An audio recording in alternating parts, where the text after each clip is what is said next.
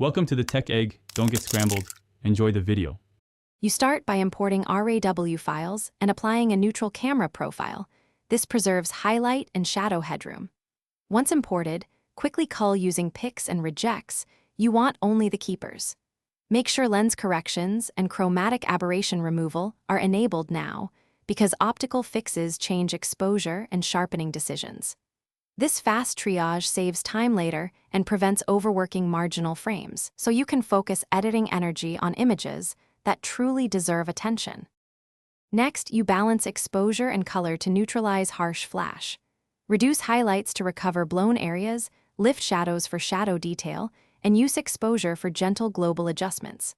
Once done, set white balance with the eyedropper on a neutral tone or tweak temp and tint. Flash often reads cool. Make careful texture and clarity adjustments. Flash increases midtone contrast, so subtle values keep skin natural. Also consider a slight dehaze if the flash created flatness. It restores depth without finish by retouching and applying local edits so the image reads naturally.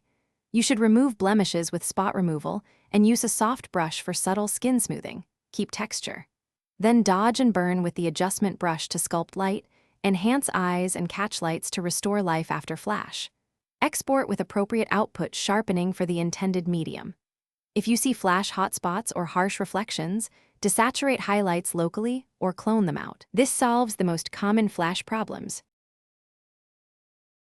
Thanks for watching. Consider subscribing if I helped unscramble your problems.